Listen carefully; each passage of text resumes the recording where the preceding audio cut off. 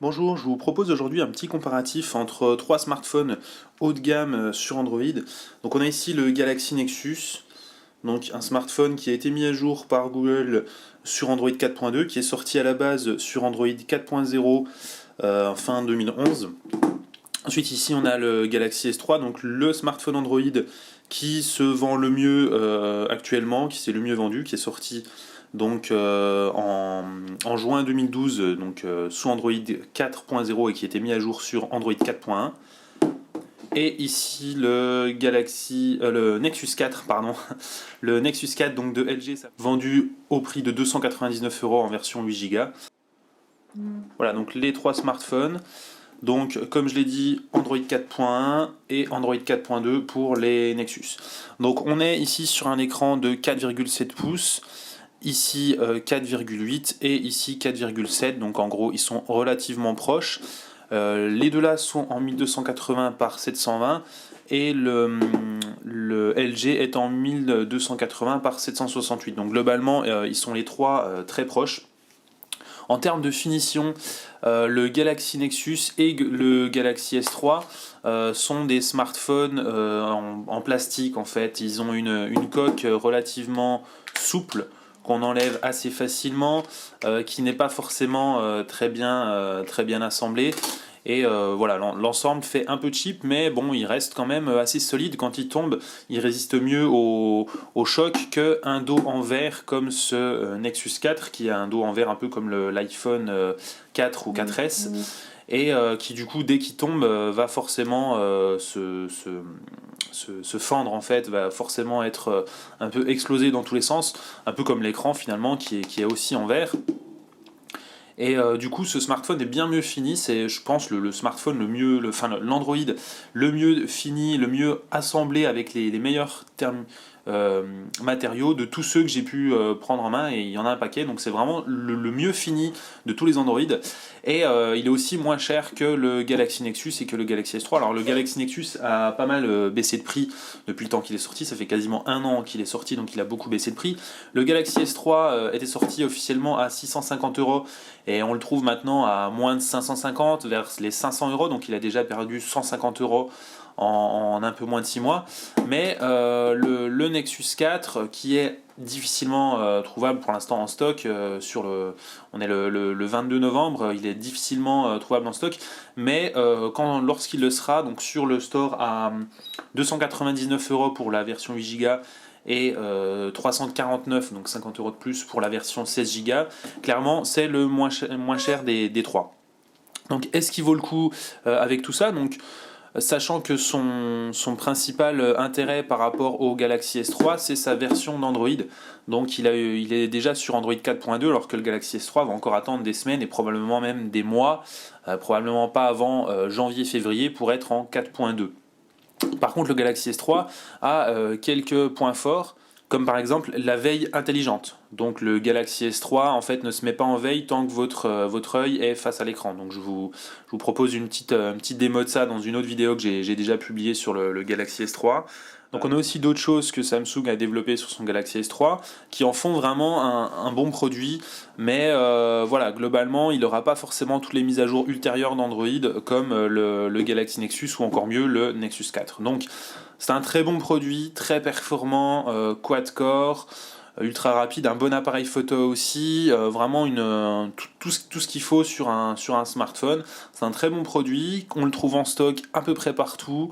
Voilà, c'est vraiment la valeur sûre, mais globalement, on peut dire que le Nexus 4 est un peu devant. Par contre, il est plus lourd. Niveau taille, c'est très proche, hein, comme on le voit là, globalement à quelques millimètres près. Voilà, je vous invite à consulter les mesures sur les caractéristiques, les fiches techniques des smartphones, mais globalement c'est très proche. Donc le Nexus 4 a quelques atouts aussi. Donc son écran, c'est pas la même technologie d'écran, donc le rendu des noirs est meilleur sur le Galaxy S3, on le voit peut-être un peu là, peut-être pas trop en vidéo, mais on le voit quand même à l'œil nu. Voilà, donc là je viens de mettre les deux smartphones en luminosité maximale, Et globalement, c'est assez proche. Le Galaxy S3 est un peu mieux. Je préfère l'écran du Galaxy S3 en fait. Celui-là est un peu terne au niveau des couleurs et le rendu des noirs est un peu moins bon. Mais bon, globalement, vous serez déçu par aucun des deux, hein. Globalement, ça reste quand même pas mal. Petit détail, le Galaxy S3 a une touche physique. C'est le seul des trois à avoir une touche physique. Ça peut être sympa. Voilà, ça peut rassurer en fait quand on a une application qui plante. On a toujours cette touche physique sur laquelle on peut vraiment appuyer pour de vrai, contrairement à ces touches tactiles qui du coup on se dit que si l'OS plante complètement, les touches tactiles ne seront peut-être plus là, alors qu'en fait en réalité en général il n'y a aucun souci là-dessus. Ensuite, on a donc ce Galaxy Nexus. Comme je l'ai dit, il est sorti il y a un an, donc du coup, il a eu le temps de pas mal diminuer en termes de prix.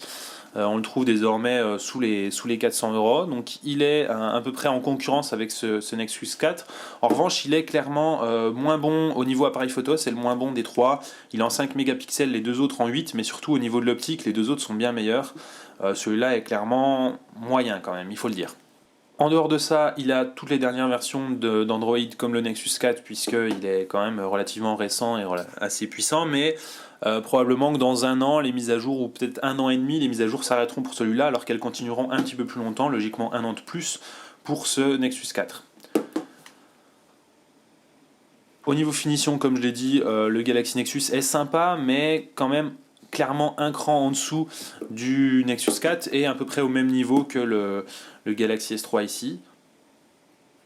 On retrouve donc toutes les fonctions d'Android 4.2 ici, voilà, comme par exemple l'appareil photo, accessible depuis le lock screen, etc.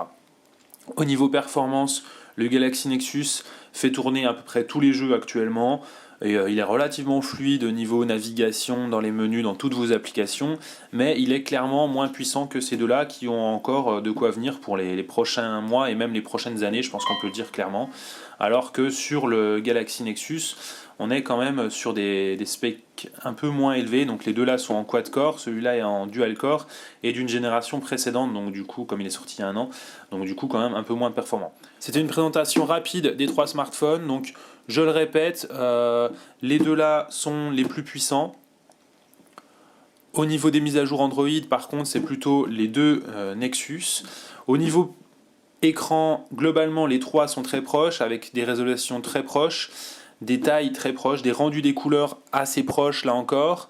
Au niveau autonomie, maintenant j'en ai pas encore parlé mais c'est relativement important, vous pouvez directement oublier le Galaxy Nexus qui est quand même clairement moins bon.